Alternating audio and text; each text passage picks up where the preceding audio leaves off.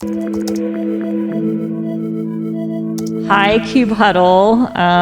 Thanks for sticking around for the last talk. We're also doing this as a special live stream of my podcast, Geeking Out, and I think everyone on the stage has been on my podcast now. I actually just interviewed Lian and Diana for my podcast today.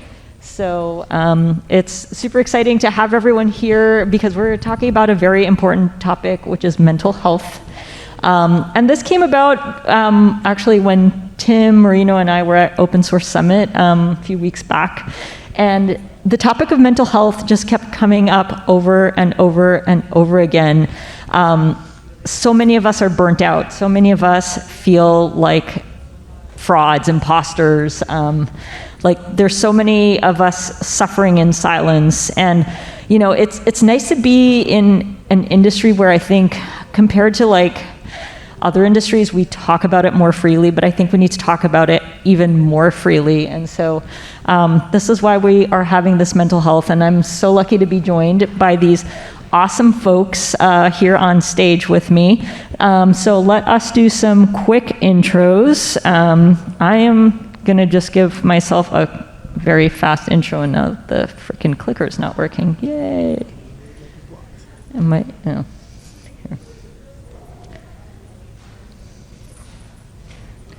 It's like computer fails today. Like,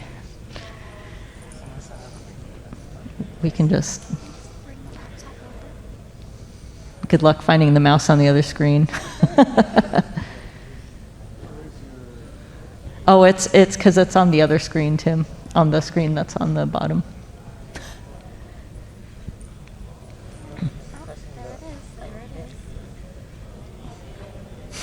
Yes, click it. Click it now. Yes. Yes. Let's see if this goes back and forth. Oh yeah. All right, we're in business. I'm not going to introduce myself again. I'll introduce myself very briefly. My name is Adriana Villela. I'm a senior staff developer advocate. I climb walls for fun, and by day I do the observability things. Next we have. Hello, yes, it was a very expensive headshot, and that's why I have to use it. I'm Diana, I'm a developer advocate at Vonage, I mentioned that earlier. And superpowers, I had to add walk and talk on stage in heels because Adriana's daughter said, oh, that's your pageant friend, right? And then that was when I realized that, that might be a fun fact. It's me. Yes, I did not fill this out, so I'm just as surprised as you are about who I am. So, role cloud native human, that's because I don't have a job right now. If you have a job, please talk to me after this. After you heard about all my struggles with mental health, it's gonna be great. Company, apparently I'm great company, thank you so much. Superpowers, hot gosh, yeah, obviously we know that. I do some acting, I mainly act as a sane person. And yeah, you can find me on the internet at Lian Makes Things or on LinkedIn, apparently. Thank you. I need no introduction because I literally talked like a good chunk of today, but I will tell you that my superpower is procrastination and even context switching, right? So I can tell you that I could probably do 20 different things at once and nothing will ever get done. But I can do 20 things at once. And why that becomes challenging too is because it's very inefficient and you waste time switching between contexts. You know where to find me. Awesome. Thank you for the intros. Okay. Oh, sorry, Tim. Oh my God. I'm such a I'm such a horrible person. Perfect. This bitch. Hi, I'm Tim. I am blissfully unemployed, as it says. We'll cut to the superpowers. Really, really good system analyst, pattern recognizer, which makes me a good architect and forensic economist, which is what I do. My paper cutter chokes are some of the best in the world, literally the actual world. So if you're a jiu-jitsu practitioner and your paper cutter chokes just aren't really popping off like they should, come holler at me. I'll get you squared away. And I make soup, as we talked about, and my smolder, like if you get me a selfie with smolder, it is peak smolder. A couple people got my smolder selfies before. They know what I'm talking about. It is divine. I can't teach you that one though. You either have it or you don't. Yeah, that's it. And yeah, we can find me. Thank you, Tim. That was really lovely. And thank you for forgiving me for forgetting you. Okay. All jokes aside, we're here to talk about a very important topic. And one of the things that we want to address, and timing permitting, we also want to get audience involvement. But one of the things that we want to address is what are some of the indications of that your coworkers are suffering? Who wants to start?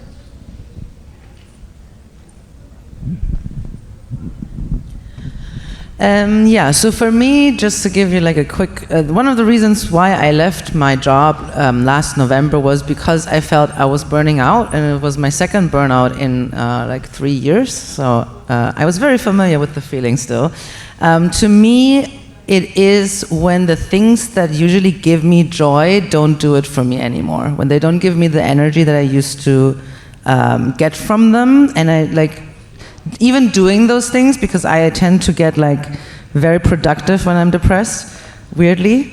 I do them still, but I don't have any joy in them. They become chores. They become like very hard to do. And I've seen that also with colleagues sometimes when they like retreat, and they used to be very passionate about a specific topic, or like like always had like ideas or something, and then they just kind of disappear.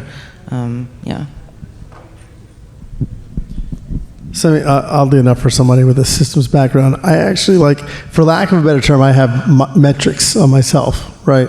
And I always look at, like we do anything else, you always look at things as a deviation from the norm, right? Sure, you have an aberration or anomaly, those happen, but when you have a pattern, that's a problem, right? And so I keep mentioning hey, when was the last time I washed dishes? When was the last time I cooked for myself? When was the last time am I making my bed? Am I doing my laundry? Little things I check in with myself on, and hey, am I doing these things? These could be leading indicators of a problem, right? And it's really interesting to have there's a lot of trauma behind having to have had debug my head and have a run book for my own mental health, but it's been important, right? And in so doing, I keep tabs on my friends and loved ones, same thing. Hey, when was the last time you ate? And that's a big one. When was the last time you ate? When was the last time you took a shower? When was the last time you took your trash out, vacuum? Any kind of basic self-care thing. When was the last time, if you know someone who always, a great one. I know people, I caught one of my friends who was in a depressive episode because they would routinely get their nails done, and it had been 6 weeks when they were getting it done every week. And I was was it a money problem? I knew it wasn't a money problem, but yeah, it turns out they were really going through it and just had not had the energy to do those things. So it sounds stupid, but it's observability. It's absolute observability, and you have to have ways of checking in on people and figure out what things to look for and what questions to ask.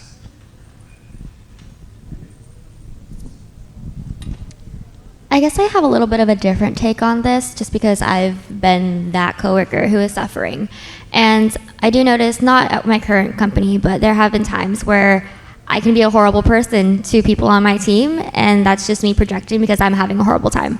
So sometimes when I do deal with a coworker who is just being a totally why are you like this type of behavior, it's just nice to take a step back and see that maybe there is something that they're dealing with that's making them this way. So that's just me projecting and realizing that might be the case with other people.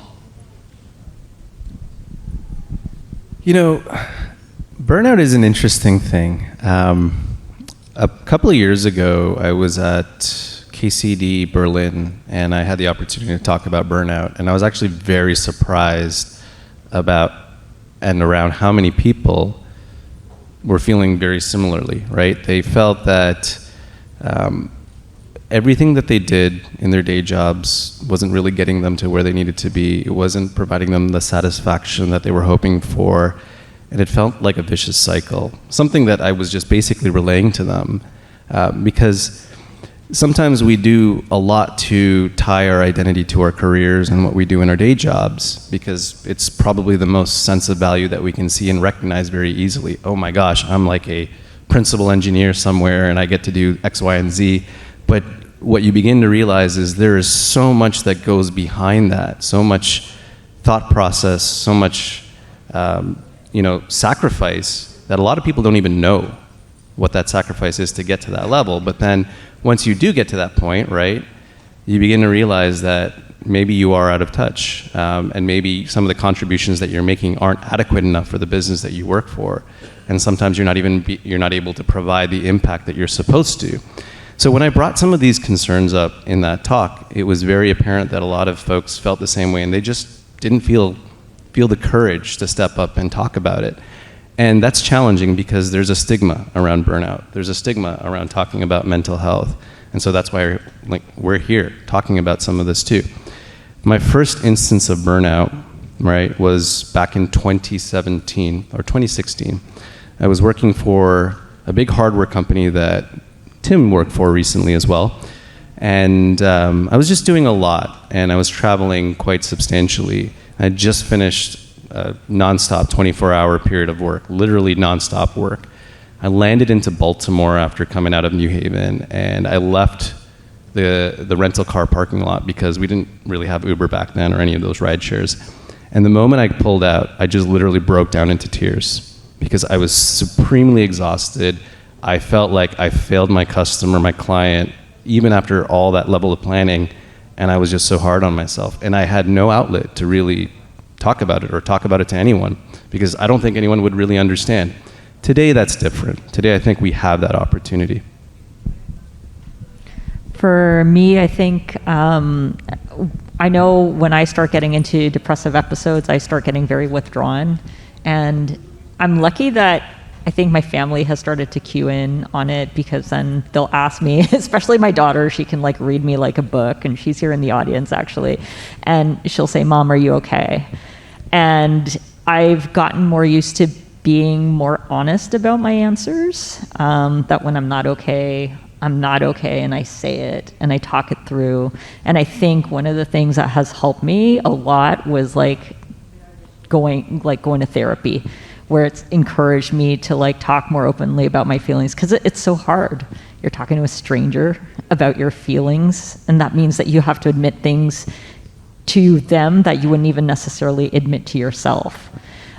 So I think, asking a loved one or coworker if they're seeing me a little bit off, "Are you okay?" That goes such a long way. All right, next topic.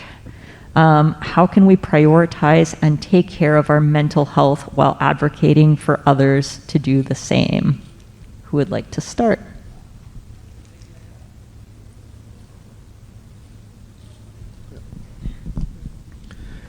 I mean, I think it's the answer to two is the answer number one is if you do the work yourself, that in of itself can advocate for others to do the same.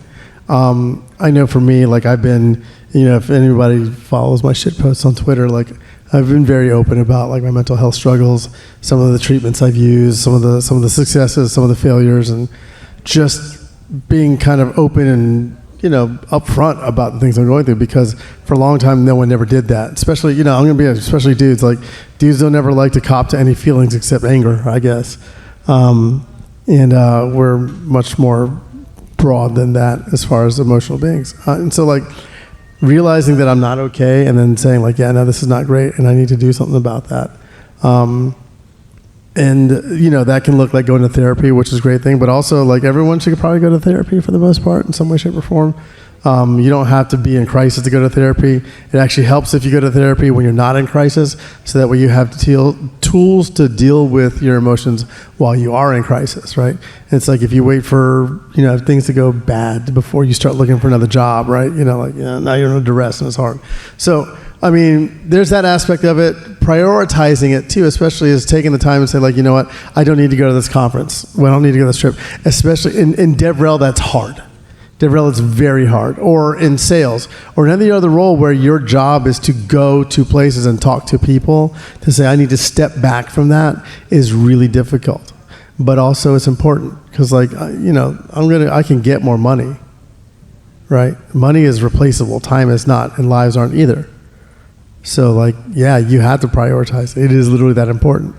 And as you are open about that, or as to the extent that you're open about that, you can help, you literally are advocating for others to do the same by your example. To add to that, I think talking openly about mental health issues goes a really long way. And I'm very grateful that Tim is like so open about talking about mental health, because I think he starts to create a safe space for us in tech to talk about mental health.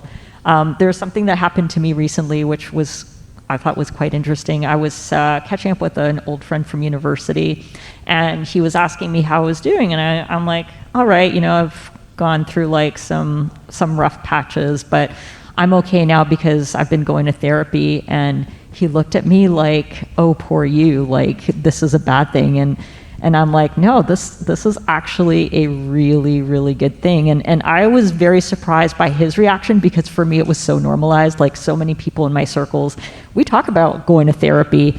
And I really appreciate the fact that I'm, amongst people where this kind of talk is open. And I felt really bad that, either through corporate culture or like the culture that he was brought up in, that it was still like too much of a taboo for him. So being able to advocate freely, like talk freely about mental health is one way that we can really help others. And then again, to Tim's point about like prioritizing, like saying no, so important. And it's so easy to tell others like, oh yeah, say no, like don't do this if you're feeling overwhelmed. But like when you feel like everything you do is important, and I don't know, I feel like as an ADHDer, everything is important all the time. So saying no to things that are probably less important is so hard, but like training our brains to do that, I think the more we do it, the more we get used to it. I don't actually know if I can say anything new. Like, yeah, as you were also saying before, just the being honest and talking about it openly. Like for me, it's easy to say, like, oh, I had like a burnout. But in that moment, when people were asking me, like, are you okay? Even my best friends, it was really tough for me to say, no, I'm not, because I don't want to be a burden to anyone. And I think like a lot of people feel similarly. But I think it's like all about realizing that you're no use to anyone if you are depressed. Like no use in, like a very loving sense. But yeah, no one wants to see you down, and you need to, like the way that you would treat your best friend, you should like be treating yourself like that as well. Like at least that well, I think.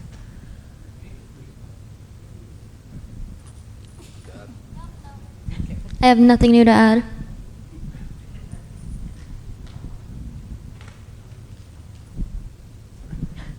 Okay, next topic is what changes in the industry and our environments would be beneficial to mental health going forward? Let's start with Marino.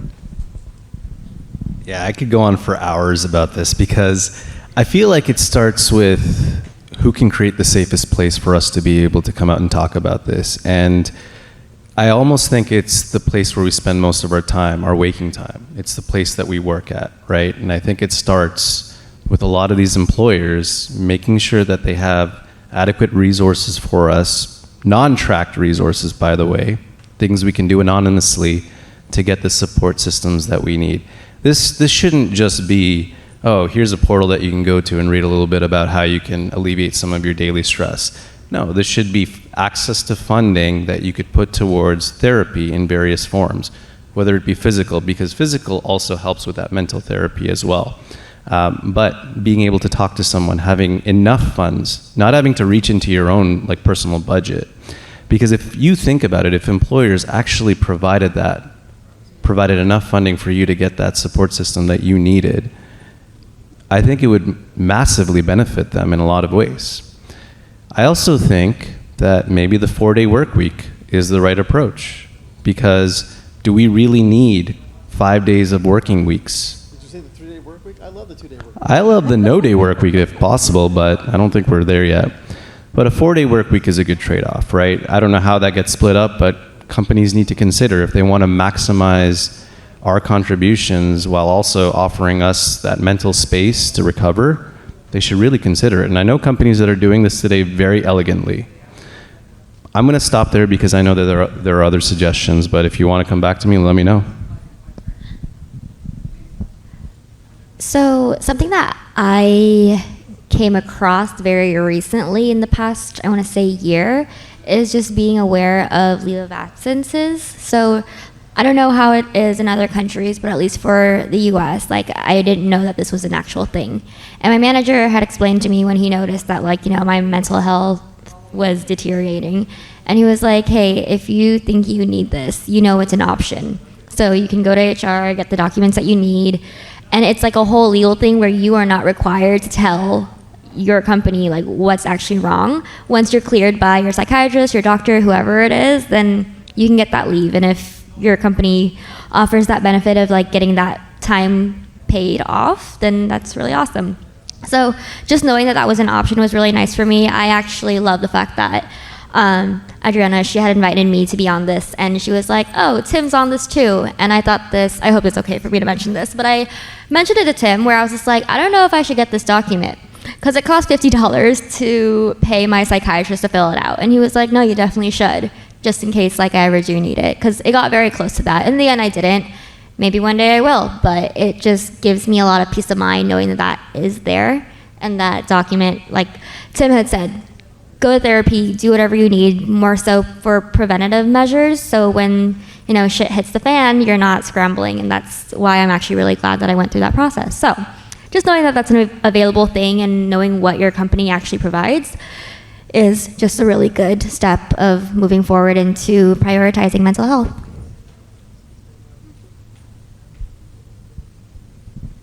So this is like a free-for-all. I have a wish that I would make is that our industry would stop demanding from us to squeeze every last bit of value out of every single second of our lives, especially as DevRel. Like the conversations that I had to have about like, oh my God, but then you were on this flight for 2 hours and you didn't like work every second on it. Or like I come back from like 2 weeks of traveling and then I'm not immediately like productive again. This is about preventative measures as well. It's just like stop people from constantly thinking they have to exploit themselves to get ahead or even like to keep the job. I think a lot of what we're seeing in terms of burnout, but also like DevRel burnout, for example, is coming from that space where like it's not even that your manager has to tell you anything, like it's kind of implicit in the whole industry. One thing that I would like for the industry is like, we have health insurance plans that cover therapy, but up to a point. And then after that, you either have to pay out of pocket or you are fucked. And I find that absolutely preposterous. I find it abhorrent. And the other thing that I want to mention is, in Canada, I don't know if many of you are aware of this, but if you go see a psychiatrist for therapy for mental health, not just for like getting prescriptions, but if you get psychotherapy from a psychiatrist, it's covered under OHIP, which is great. But there aren't too many psychiatrists in Canada who practice psychotherapy because that's not where it's lucrative. So then a lot of people are getting their psychotherapy from social workers and psychologists, which is perfectly fine, and they're very qualified, but it's generally not covered under OHIP unless those practitioners are associated with a hospital. And to me, like, it's absolutely appalling. Like, mental health is health. If our minds aren't working properly, then our bodies can't function properly. So having like proper healthcare support,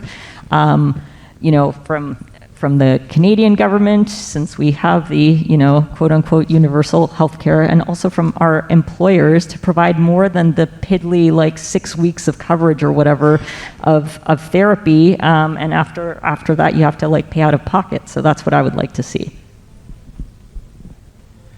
So I think it comes down to the biggest thing to change that we can do for the industry that makes mental health makes the most impact for mental health is to stop thinking of your employees as producers, as products. Like, and I've used this analogy several times before, so maybe you heard it, like talking about the apple tree. Like if I want to have a tree that's going to make apples, I can't put quota on the tree, right? I can't pip the tree if it didn't make enough apples, right? You know, I have to take care of the tree. I've got to water it. I've got to fertilize it. I got to, you know, keep bugs off of it. I need to make sure it's got like the right nutrients in the soil. I got to do all these things. I have to take care of the tree, right? And if anyone's ever planted a tree, that first year you're not going to get no apples. Maybe you're not getting a second year, but like eventually it's going to start producing. And as long as you have taken care of that tree, you're going to get apples from the tree, right? You can't expect to get good production out of something where you only care about that which it produces, right? So what ends up happening is employers look at their employees as people that produce code, or people that produce uptime, or people that produce sales, or people that produce content, or people that produce this, right? They look at them by the things they produce, and they don't look at them as people. And if you take the time to nurture and develop and take care of your people, right, the people will take care of you. And we saw that in the pandemic, right? During the pandemic, we saw the companies that did the things that were hard and the things that were expensive to take care of their people did pretty well, right? But the companies that didn't take care of their people, that's how we got like the Great Resignation. That's why we had a bunch of women leaving the industry, because we didn't take fucking care of them, right? Because we made them make these choices, right? And it's the same thing I tell about my personal life. These companies will get more money. They have money for days. None of these companies doing layoffs. They have the money, right? It's just getting them to invest in their people with that money instead of just returning value back to shareholders. But, you know, far be it from me to say late stage capitalism is to blame, but it is. That's a different panel. Okay, Marina, do we have time to open it up to the floor for any questions that they might want to ask? So, yeah, does anyone have anything that they want to ask related to mental health? So one thing too, I do want to point out, I know myself and probably a couple of people, maybe or maybe not, have gone through the process of having to take disability for mental health problems. So especially with questions about that, there's not going to be an easy answer, but we can talk about that stuff too.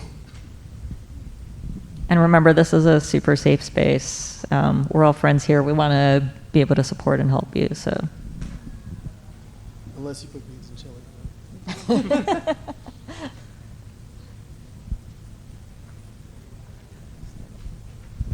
While we wait, there was something I wanted to say to one of the other questions. I forgot. But basically, what I also get a bit peeved about, this is just going to be me ranting. I'm sorry. I don't like that sometimes I feel like I have to disclose my health situation to get treated in like an empathetic and kind way.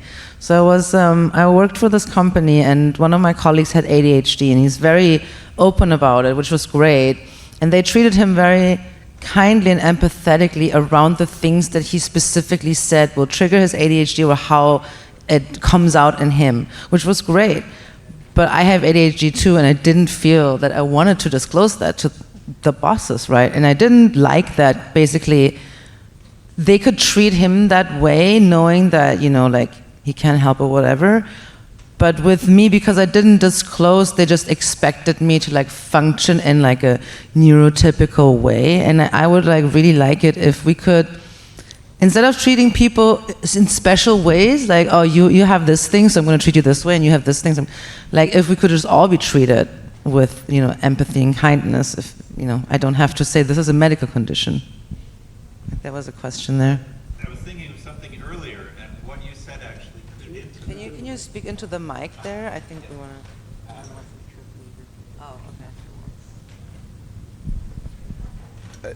I was thinking of something already, and then what you said really kind of tied into it, which is, you know, I have been trying quite deliberately at work to be more open about just my emotional state generally, but also, the fact that I go to therapy and all those other sorts of things. And I mean, I tick basically all but one of the privilege boxes in our industry. I'm too old, so the ageism gets me in the other direction. But everything else, and I wonder if there's a risk that I'm setting the example of you can get away with it if you're the white guy with the university degree, and maybe not if you aren't. I think that ties into what you were just saying about your experience. I think to that end, sometimes we let perfect be the enemy of good, right? So it is better representation that you have someone who checks a lot of the privilege boxes, does go to therapy, right? Because it's for everybody, even the people that maybe don't look like they need to go, right? Or people don't think they need to go. It is one of those things like, I never would have thought. Well, why the fuck not? And so like, yeah, it's fine. It is, I can't speak for everybody. It sounds fine to me, right?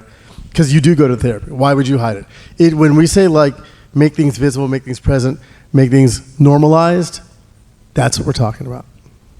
No one should feel stigmatized for it. And just for the stream, the question was, if I'm a white guy who talks about mental health, am I setting a positive example to be open about it, or am I setting the example that because I have a lot of privilege, I get to do this and then I can get away with it? I'm just repeating it for the stream. But I think the question is also like, you seem to be very aware of your privilege, so are you also using your platform and your privilege to elevate the voices of people who don't have that privilege? So if you're open about, like talking about your emotional state, do you also let people around you know that they can come to you, that, around you, you will always create a safe space for anyone, no matter who it is? Like, you don't have to answer, that's a rhetorical question, but I think that's how you can expand kind of like doing something just for yourself and doing something for your community.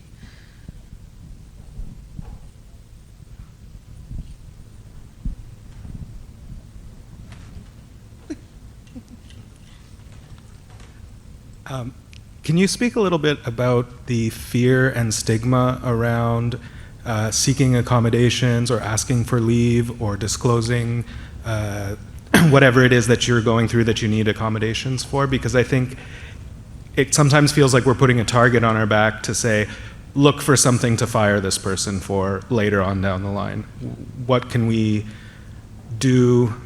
Who can we rely on to, protect us in those situations? So the question was around addressing the fear and stigma of putting your mental health state out there, right? So that you can hopefully get support from work. So when I took disability for mental health, I was fortunate enough to number one, have a very supportive boss, and then number two, to have advocates among my peers, right? Folks who are like, the administrative overhead of taking disability becomes harrowing, almost insurmountable when you are under duress in that way, right? So having someone who's like, hey, I'll run this thing. Don't worry about trying to look up your badge number. I will go and pull it out for you. Like those things like that, perfect. People was like, yeah, no, I can go such a way thing. I'll take that meeting for you, right? Don't worry about this project. Just like people who can help you offload things are invaluable, right? But the other thing that you have to remember is that whatever job you have is no good to you if you're fucking dead. Right. So in the end, you have to do that calculus. My career be damned. Right. In the end. Right. Like I said before, I can get more money. Right. But I have to take care of. I've got one of these. Right. So I got to take care of it. Have to. It's not negotiable. And that's what you have to approach the process with. I'm not asking you for time off. I'm giving you the opportunity to let me come back and keep working for you after I'm better. And if you don't, kiss my entire ass. I will go work somewhere else. I think the thing to do too is like, if you're not sure how management is going to react, like just ask. You never know. Like a couple of years ago, my mom was sick with cancer, and I didn't know whether or not to tell like my boss at work.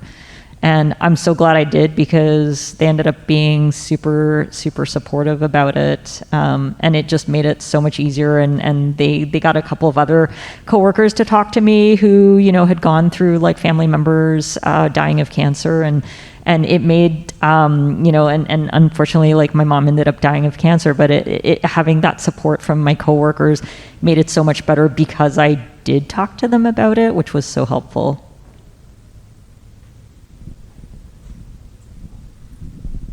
So the one thing I will say about those kinds of situations where you're really trying to assess how much time can I actually take off, you kind of also have to have a settled, prepared, ready to exit if things do go south. And the reason why that is because, look, your company that you work for isn't looking out for you at the end of the day. That's a reality. Unless you work for yourself, unless you are self-funded or bootstrapped, it's less likely that you're going to be safe, right? And sometimes you have to protect yourself in other ways, right? I've taken extended time off, but I've always had that subtle fear of, oh my gosh, am I going to be let go if I come back?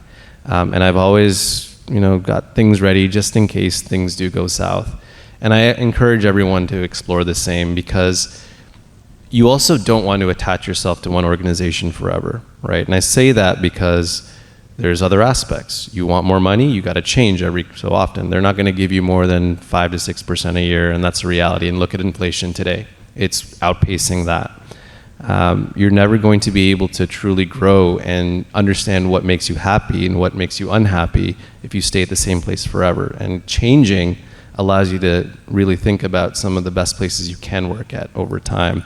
And that also gives you the opportunity to consider, hey, maybe I can take some time off and not feel bad about it, because there's also a guilt element. You almost feel like, oh my gosh, if I take this time off, who on my team am I letting down? How much work am I putting on them?